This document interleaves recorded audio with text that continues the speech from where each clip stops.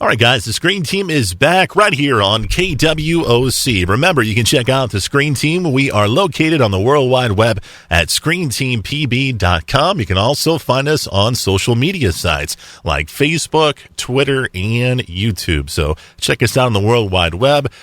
Give us a like on Facebook. Check us out on YouTube. We are all over the place. Of course, we are the Screen Team. We do movie reviews here, and we're getting ready to review a movie that came out last November. It's called Moana. It's Disney's latest effort in the computer animation film.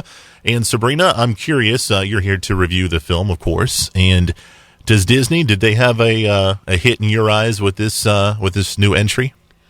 Yes, in my eyes, they did.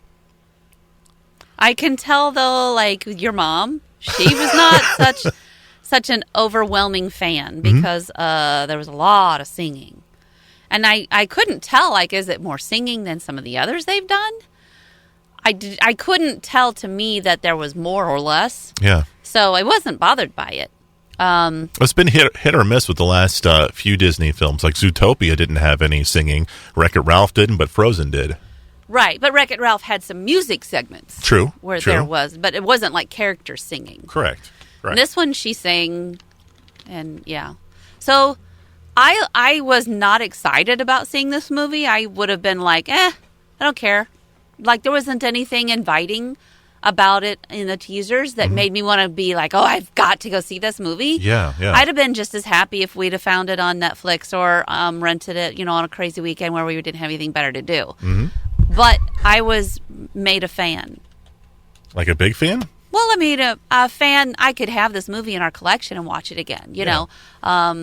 So you had mentioned other people in our party did not like the music. Did you like the music? I did, but I'm a sap. I love moments where young girls especially find their voice, their strength, their individuality, and their power. And this girl, she's got all of that to deal with. She's a young chief's daughter who is expected to do all the right things and follow in the right ways, and she's just not having it. She wants to go out on the ocean, and she wants to explore. She wants to have adventures. Go beyond her little island, and it's the perfect Disney character that you expect. The funnest thing about this is Dwayne Johnson's character. Maui is his name. Maui is... he's a pistol. Okay, he's a demigod who did all these great things and failed because he lost his fish hook, which had all its magic power in it, and got stuck on a little rock island out in the middle of nowhere. And all because he tried to grab a stone from this goddess that created life. Yeah. Okay, so the first part of me, let me get this off my chest. The first Please. part of me was like, okay, I'm a little offended by the fact that they're shoving all of this down my throat, that this goddess island created life and had the power to do so, and that all you had to do was take a stone out of her chest plate or whatever, necklace, and that you could have all of that power. And so I got a little miffy with my ability to accept mythology. Okay. But once I got past that, then I was like in love with everything. Okay. Okay. The Jesus lover in me was a little offended. You were offended that because you can take the stone, you'll have the power. I mean, it wasn't as simple as like with Lion King, where they're talking about the circle of life and blah, blah, blah. But this one was claiming the right to having created everything, and it was all put on the power and imagination of one goddess who was laying in the middle of the ocean as an island. And I was a little offended by that. It's just a movie, man. Really? This is all within the first, 15, 20 minutes. Oh, my goodness. Movie. I got my mom complaining about the songs. You're complaining about a stone. A disconnect, yeah. So anyway, but after I got past that, and I really like this movie. Okay, so I can get over it. Okay, so anyway, so you got this demigod Maui, and he's like funny. He's got the Rock sense of humor. Dwayne Johnson comes through 100%. He sings his own songs. Yeah, that one song that he sang is the only one I really remember. He's like, Hey, you're welcome. Yeah. You know?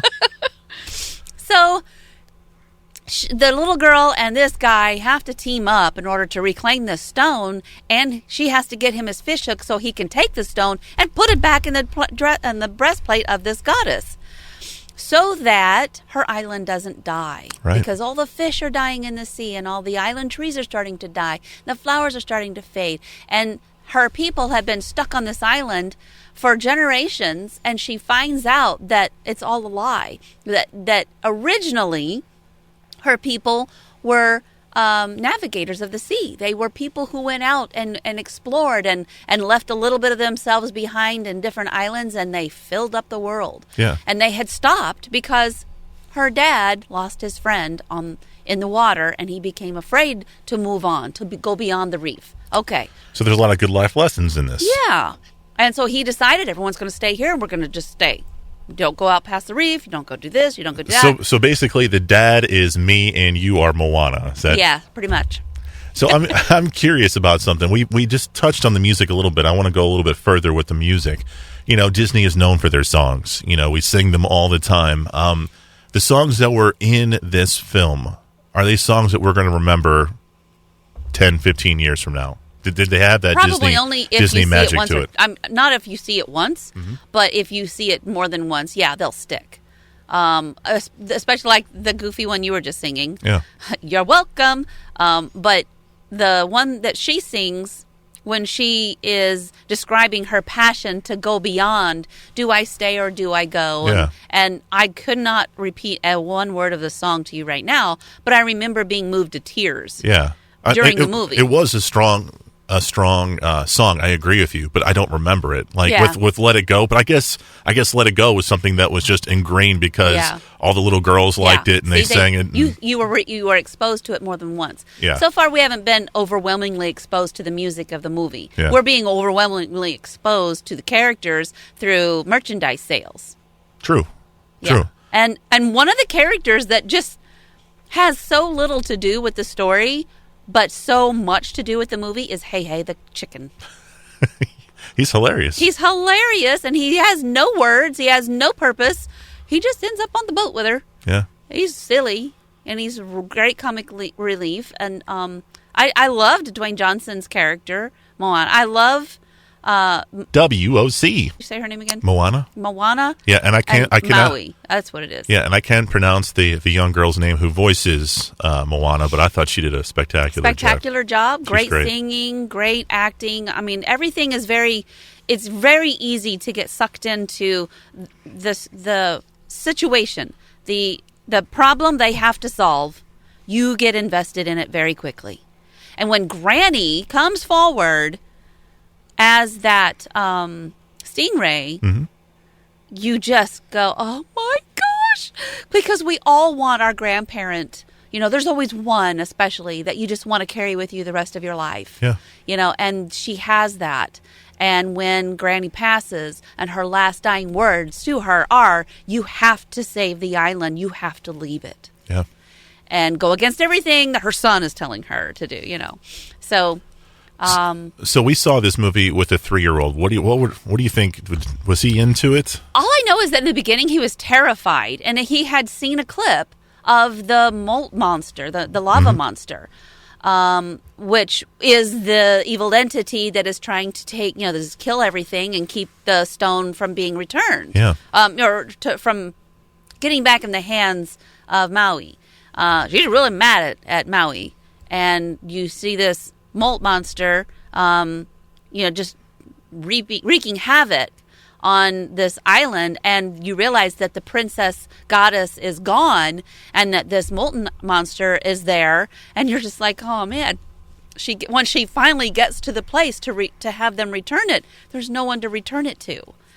And it's frightening because maybe we're too late. Maybe we failed. What do we do now? He gets scared because he's afraid if I take one more hit, I'm going to die. Or, everything gets very, very serious.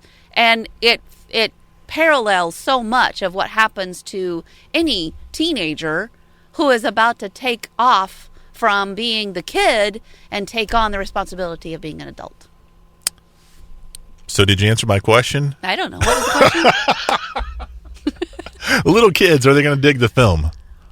Yeah, they will if they can get past the trailer. Because you got to admit, you had to take Luke out of the theater. He was absolutely climbing over the seats trying to hide because he was convinced that this was a monster movie. Yeah. So shame on Disney for giving that impression. It's not. Shame on Disney for doing that. Shame on them for having a stone in a island's chest and that has the ultimate power. That's terrible. The movie's called Moana. It's awesome. Check it out. So much going on. Coming up after the break, I'm excited. We're going to be reviewing the brand new Lego Batman film. It's going to be awesome. I guarantee it. It's coming your way next, right here on KWOC.